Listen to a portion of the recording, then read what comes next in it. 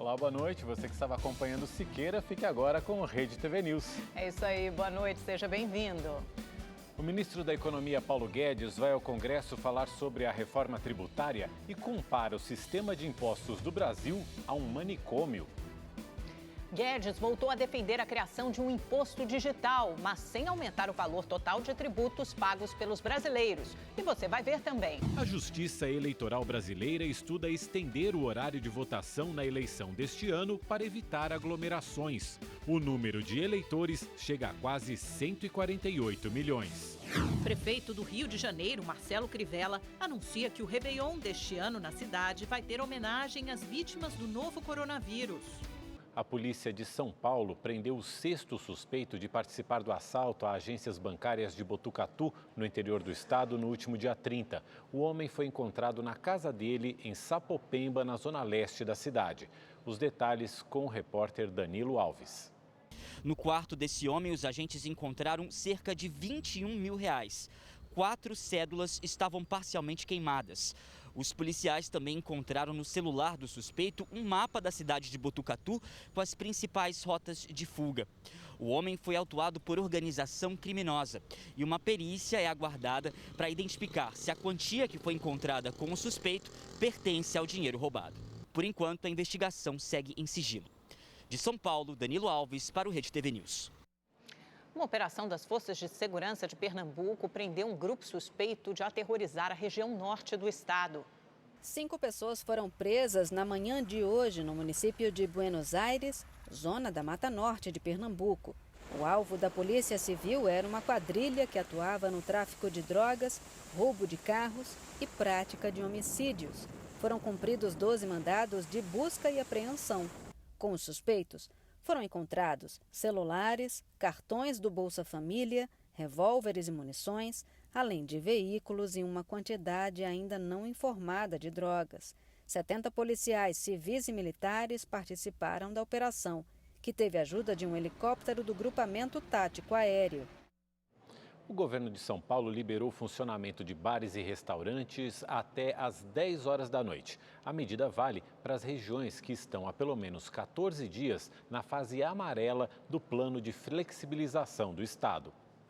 O novo horário de funcionamento começa a valer a partir de amanhã. Antes, os estabelecimentos só podiam atender os clientes até às 5 horas da tarde. O tempo de funcionamento permanece o mesmo, 6 horas por dia, podendo ser fracionado. A abertura de restaurantes será permitida até às 22 horas, até às 10 horas da noite, em regiões que estejam na fase amarela do Plano São Paulo há pelo menos 2 semanas. Para isso, as normas de segurança, que incluem a ocupação máxima de 40%, continuam. Em todo o estado, o setor conta com cerca de 200 mil estabelecimentos e 800 mil empregados. Como incentivo aos empreendedores do setor, o governo do estado de São Paulo liberou 650 milhões de reais para as linhas de microcrédito desde o início da pandemia. Mas haverá mais ampliações para os setores de restaurantes, comércio e empresas de beleza e eventos. E um direcionamento que foi feito através das linhas emergenciais Covid foi exatamente priorizar os setores que foram mais impactados pela pandemia. E o setor de restaurantes, o setor de comércio, o segmento de beleza e eventos foram os 4 setores priorizados nesse momento com as novas linhas. Na capital, a Prefeitura de São Paulo vai começar um projeto piloto para ampliar a capacidade de bares e restaurantes com a construção de áreas externas. O investimento será totalmente privado. Esse projeto piloto vai permitir à Prefeitura de São Paulo definir e testar regras para a ocupação das calçadas, visando esse compartilhamento entre o uso das cadeiras e os pedestres. Vai permitir também o atendimento às normas de higiene, de limpeza e de distanciamento social. E, é claro, ampliar a capacidade de atendimento dos bares e restaurantes. A volta às aulas, outro tema polêmico, também foi debatido na coletiva de hoje. Segundo o prefeito da capital, Bruno Covas, será realizado um inquérito sorológico para ajudar o setor de educação a definir uma data para a retomada das aulas presenciais. Ao todo, 24 mil crianças e adolescentes serão testados. Começaram os testes da vacina contra a Covid-19 no Distrito Federal e em mais 4 centros de pesquisa no país. Hoje, a Universidade de Brasília aplicou a primeira dose nos voluntários. A Universidade de Brasília, em parceria com o Hospital Universitário, vacinou os 5 primeiros participantes, todos profissionais da saúde e que não tiveram a doença, mas que atuam diretamente com pacientes infectados. Ao todo, são 850 voluntários que vão se submeter ao teste. O Hospital Universitário é um dos 12 centros no país que participam da fase 3 do Ensaio Clínico Nacional, que é coordenado pelo Instituto Butantan, em São Paulo, e autorizado pela Agência Nacional de Vigilância Sanitária, a Anvisa.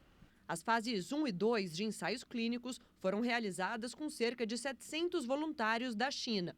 A vacina, que é produzida pela farmacêutica Sinovac Biotech, foi apelidada de Coronavac e é uma das mais promissoras em todo o mundo. Estamos pensando entre 4 e até 8 semanas máximo para ter os 850 participantes incluídos, né?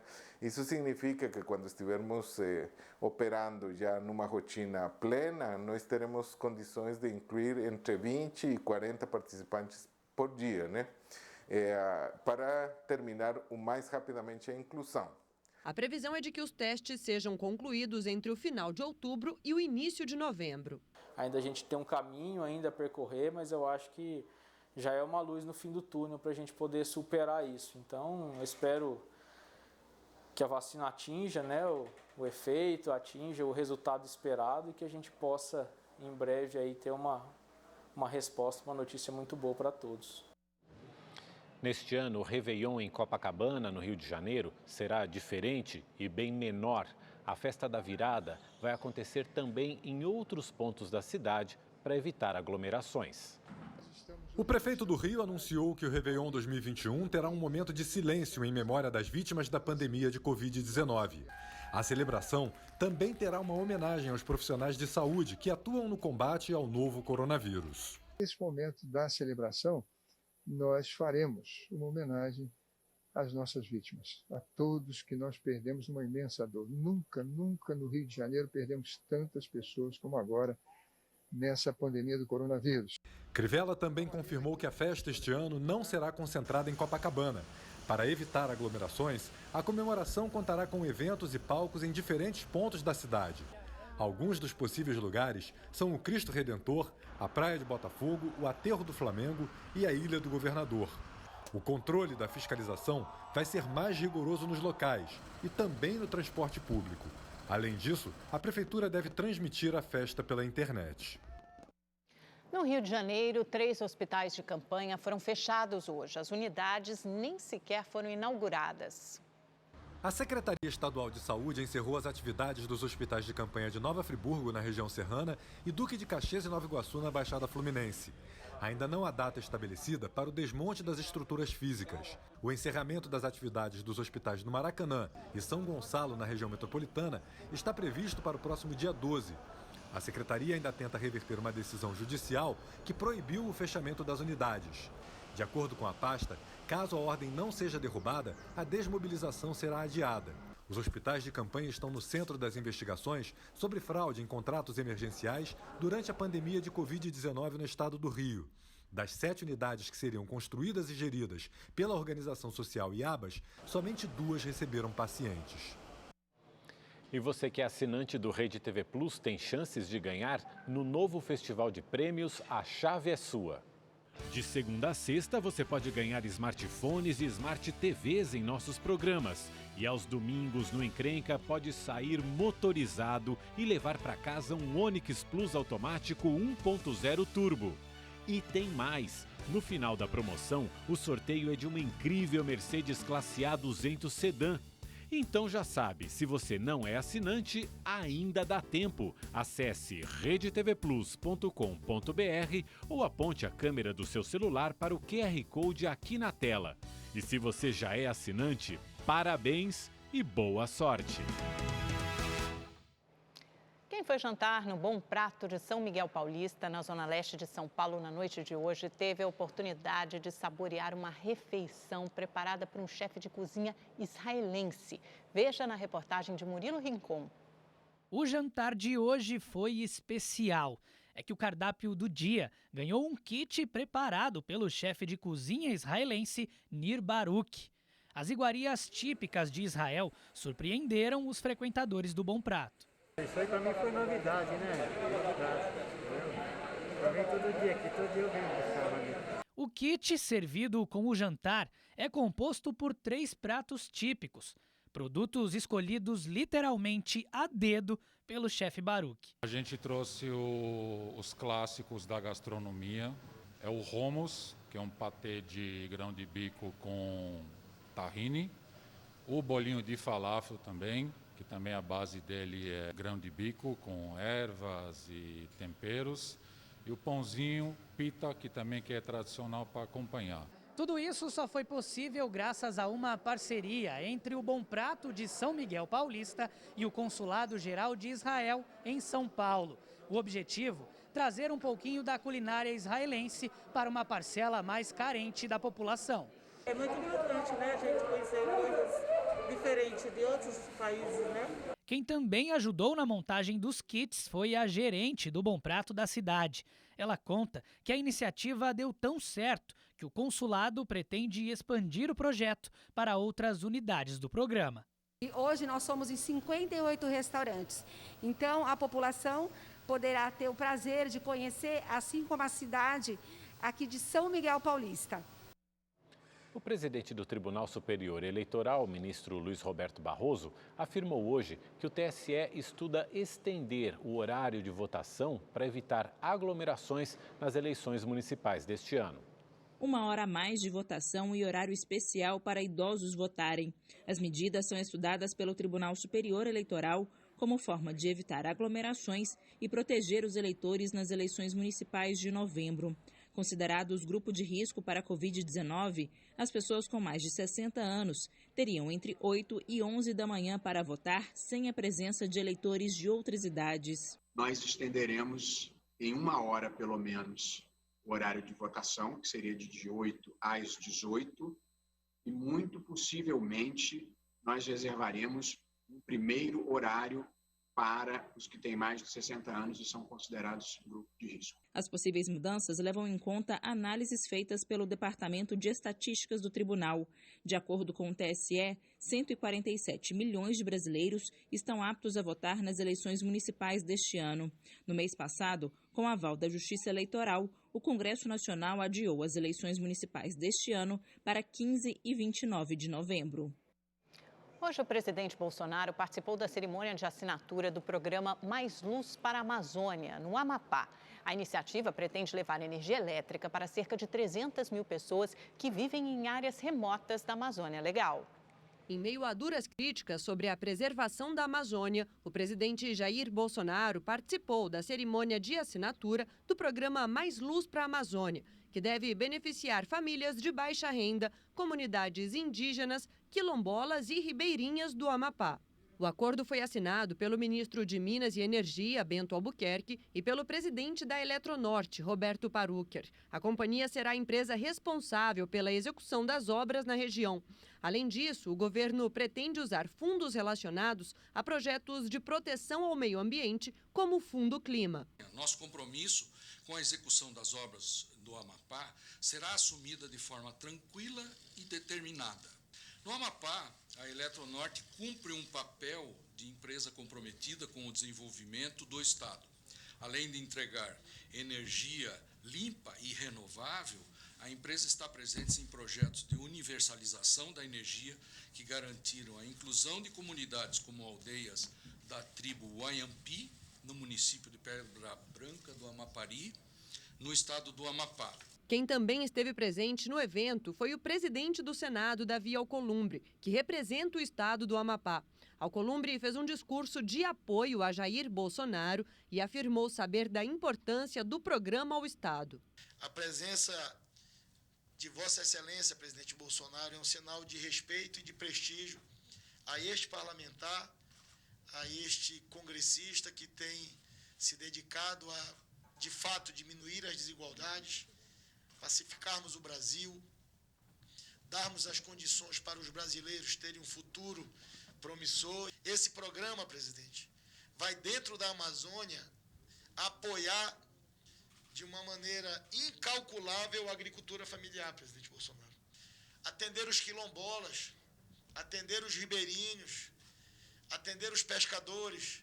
Durante a cerimônia, Jair Bolsonaro também aproveitou para afirmar que ofereceu ajuda ao Líbano após a explosão ocorrida em Beirute nesta terça-feira. O presidente garantiu que o governo brasileiro fará mais do que um gesto, fará algo de concreto em solidariedade ao povo libanês. O Brasil vai fazer mais do que um gesto, algo de concreto, para atender, em parte, aquelas dezenas de milhares de pessoas que estão numa situação bastante complicada, porque além de feridas, muitas residências foram atingidas.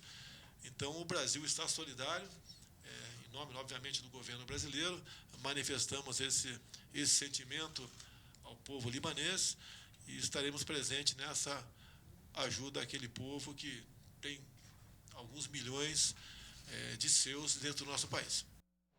Vamos aos números do Ministério da Saúde sobre o novo coronavírus no Brasil. 2.020.000 pessoas estão recuperadas da Covid-19. 741.000 pacientes permanecem em acompanhamento. O país acumula mais de 97.000 mortes provocadas pelo vírus. Apesar do trabalho das prefeituras para higienizar o transporte público e orientar os usuários durante a pandemia, muitos trabalhadores acabam escolhendo veículos clandestinos e sem proteção contra a Covid-19. Nesta estação do BRT foi montado um túnel de higienização. Ao passar pelo dispositivo, os passageiros recebem um jato com uma substância capaz de eliminar o vírus. O gás de ozônio ele torna a água potável. Então a tecnologia usada é uma tecnologia que não vai, de forma alguma, desencadear qualquer processo alérgico. O equipamento funciona 24 horas por dia e deve ser instalado também em outras estações da capital mineira. Se sente mais seguro, mais protegido. Eu acho mais importante o ônibus estar vazio, porque a gente limpa aqui e suja lá no ônibus. Na rodoviária de Belo Horizonte, motoristas de ônibus receberam kits de álcool em gel e máscaras. Durante a campanha de conscientização, os agentes ressaltaram também a importância de fazer a desinfecção correta dos veículos. Um levantamento feito pela Associação Brasileira das Empresas de Transporte Terrestre mostra que o número de passageiros caiu cerca de 30% durante a pandemia, reflexo principalmente das restrições e regras mais rígidas impostas pelos governos estaduais. As pessoas precisam se locomover e elas acabam buscando alternativas. Nesse momento, se submete às piores condições de transporte que ele poderia. Nos últimos 5 meses, mais de 1.300 veículos clandestinos foram multados em todo o país e 570 apreendidos. Neste ônibus, passageiros dividiam as poltronas com caixas e sacolas de mercadorias que deveriam ter sido despachadas. Já neste outro, não havia nem poltronas. As pessoas viajavam deitadas em colchonetes. De acordo com a Agência Nacional de Transportes Terrestres, o índice de acidentes envolvendo ônibus clandestinos é até 4 vezes maior na comparação com as empresas regulares. Privilegiar um transporte que é regular e está devidamente adaptado ao momento da pandemia com os protocolos de biossegurança para garantir tranquilidade, no deslocamento a esse cidadão. Previsão do tempo, Gabriela de França, conta pra gente, já que os Estados Unidos estão comprando todas as vacinas e antivirais. Vamos tentar nos animar pelo menos aí com a previsão para amanhã. Dia ensolarado de novo? Sem mudanças no clima para amanhã, viu, Amanda? Boa noite para você, para o Mauro, ótima noite para você de casa. Olha só, gente, a gente continua com um bloqueio atmosférico que está impedindo a entrada de umidade, de nuvens de chuva pelo Brasil. Por isso, teremos mais um dia de bastante sol e tempo seco, viu? Principalmente pelo interior do Brasil aqui, olha, em alguns locais, o índice de umidade relativa pode ficar abaixo de 20%. O ideal é 60%, segundo a OMS, a Organização Mundial da Saúde. E diante desse clima seco, acaba provocando aí uma série de doenças respiratórias, complicações respiratórias respiratórias é uma porta de entrada para vírus, inclusive o coronavírus, por isso é importante tomar aí alguns cuidados com a saúde, ainda mais nesse período de pandemia. Claro, se hidratar bem, beber bastante água, se possível umidificar o ambiente, se necessário usar o soro fisiológico também. Outro fator que judia da nossa saúde nesse período, né, de inverno é a amplitude térmica, que é a variação de temperatura no mesmo dia. Em Porto Alegre, por exemplo, o dia começa com 12 graus apenas, depois esquenta rapidinho, chegando aos 28 graus. Em São Paulo, friozinho ainda pela manhã e à noitinha, mínima de 13, máxima de 24 graus. Em Brasília, clima parecido, temperaturas entre 12 e 24 graus em todas essas capitais amanhã, sol o dia todo. Chuva mesmo, só na costa leste do Nordeste, mesmo assim, gente, é chuva fraca, tá? O maior volume de chuva amanhã é esperado lá para Salvador, onde o tempo continua bastante instável lá na capital baiana. E por lá, gente, tem previsão de chuva amanhã e na sexta-feira que essa chuva começa a diminuir e o tempo abre um pouco mais, e a máxima de 27 graus. Teremos algumas pancadas de chuva também no extremo norte do Brasil, mas é coisa rápida no finalzinho da tarde e as temperaturas seguem altas no centro-norte do país. 35 graus aqui em Belém, 36 em Porto Velho e 35 em Cuiabá. Eu fico por aqui, amanhã eu trago mais informações do tempo para vocês. Uma ótima noite, até amanhã. Obrigada. Tchau, até. tchau, gente. Obrigado, Gabi. O Ministério das Relações Exteriores do Brasil divulgou há poucos minutos que a embaixada brasileira foi duramente atingida pelo impacto da explosão ontem no porto da cidade de Beirute, no Líbano, mas não teve danos estruturais. As salas voltadas para o local da explosão foram as mais afetadas, com janelas estilhaçadas, desabamento do forro do teto, mobília e computadores seriamente danificados. Felizmente, nenhum funcionário ficou ferido. O Copom, Comitê de Política Monetária do Banco Central, reduziu hoje a Selic ao novo piso histórico de 2% ao ano. A decisão foi unânime. Essa é a taxa mais baixa desde 1996. O ajuste de 0,25 ponto percentual foi o 9º corte consecutivo da Selic no atual ciclo e ocorre em meio às preocupações sobre os efeitos do coronavírus no Brasil e no mundo. O ministro da Economia, Paulo Guedes, participou de uma audiência pública na Comissão Mista do Congresso que discute a reforma tributária. Guedes defendeu a criação de um novo imposto, mas garantiu que não pretende aumentar a carga tributária. Foram mais de 5 horas de audiência pública virtual. O ministro da Economia, Paulo Guedes, prestou esclarecimentos sobre a proposta de reforma tributária do governo enviada ao Congresso. O texto unifica o PIS e a COFINS, com uma alíquota única de 12%. Agora, a negociação é para que impostos estaduais e municipais sobre o consumo também sejam incluídos nessa unificação. Nosso primeiro passo nessa direção é exatamente o primeiro grande imposto sobre consumo, que é um tormento, é parte do manicômio tributário brasileiro. Os senhores terem uma ideia, só a extinção do PIS/COFINS extingue 100 regimes especiais, que tornam absolutamente inóspito o ambiente empresarial brasileiro. Um dos assuntos mais polêmicos tratados foi a ideia de criar um novo imposto sobre pagamentos feitos por meio digital. A proposta ainda não foi oficializada pelo governo, ainda assim foi defendida pelo ministro. Guedes criticou aqueles que comparam o novo imposto à antiga CPMF, mas não deu detalhes de como seria feita a cobrança. E isso é uma peça importante que, sim, nós estamos estudando, temos falado sobre isso o tempo inteiro, e as pessoas inadequadamente, por maldade, por ignorância, falam que isso é nova CPMF, mas não tem problema, o tempo é senhor da razão. O ministro da Economia reclamou das críticas feitas pelo presidente da Câmara, Rodrigo Maia, à possibilidade de criação do imposto sobre pagamentos eletrônicos e chegou a dizer que há uma interdição da discussão.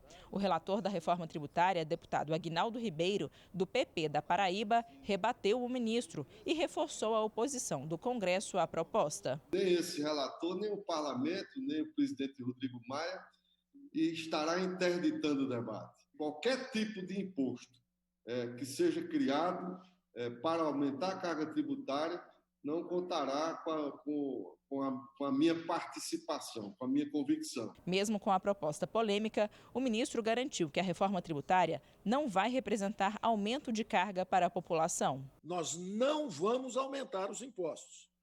O povo brasileiro já paga impostos demais. Nós saímos de 18% do PIB há 30, 40 anos atrás, estamos hoje em 36% do PIB. É muito acima da média dos países em desenvolvimento e não há uma contrapartida eficiente de prestação de serviço. A Justiça Eleitoral de São Paulo determinou o bloqueio de 11 milhões e 300 mil reais em bens do ex-governador Geraldo Alckmin, do PSDB. Geraldo Alckmin responde a uma ação penal por suposto caixa 2 pago pelo Odebrecht nas campanhas ao governo de São Paulo de 2010 e 2014. No fim de julho, o ex-governador virou réu por corrupção passiva, falsidade ideológica eleitoral e lavagem de dinheiro, após a Justiça aceitar a denúncia apresentada pelo Ministério Público Eleitoral. Na decisão divulgada hoje sobre o bloqueio de bens, o juiz Marco Antônio Martim Vargas diz que foi possível identificar diversas coincidências entre as ordens de pagamento registradas nos sistemas do Odebrecht e as informações prestadas pelos colaboradores. A decisão aponta ainda que, em 2010, houve 11 registros de pagamentos no sistema da empreiteira, no valor de R$ 2 milhões destinados à campanha de Alckmin. Para a campanha de 2014, foram encontradas ordens de pagamentos que somam R$ 9 milhões e 300 mil reais. De acordo com a denúncia do Ministério Público Eleitoral, os valores envolvidos no Caixa 2 das campanhas não foram registrados nas prestações de contas de Alckmin. Em nota, a defesa de Geraldo Alckmin diz que o ex-governador é detentor de um patrimônio modesto e nunca teve bens em seu nome no valor de 11 milhões e 300 mil reais e que isso demonstra a falta de amparo das acusações contra ele. O PSDB, também em nota, reiterou a confiança em Alckmin e afirmou que, em 40 anos de vida pública, o ex-governador sempre se pautou pela ética e respeito à lei. Vamos agora ao comentário de Boris Casoy. Boa noite. Se houvesse pena de morte no Brasil, a vida do ex-ministro Sérgio Moro poderia estar correndo perigo. Aqui, o bandido fica em liberdade e o mocinho vai para a cadeia. Agora acabaram de invalidar o depoimento do ex-ministro Palocci à Lava Jato. Antônio Palocci foi um dos executores da política de assalto aos cofres públicos praticada pelo PT no governo Lula. A verdade verdadeira é que pretendem cancelar Sérgio Moro e tentar fazer Lula, depois de tudo, candidato em 2022. Nós não merecemos isso. Deus proteja o Brasil. O Santos demitiu hoje o técnico Gesualdo Ferreira. Com apenas 15 jogos, o português encerra sua passagem pelo Peixe após ser eliminado nas quartas de final do Campeonato Paulista para a Ponte Preta. O favorito para assumir a equipe é Cuca. O comandante já teve passagem pela equipe da Vila Belmiro em 2018. E nós ficamos por aqui. Amanhã tem mais uma ótima noite. Descanse e até lá. Obrigado pela companhia, uma ótima noite para você e até amanhã.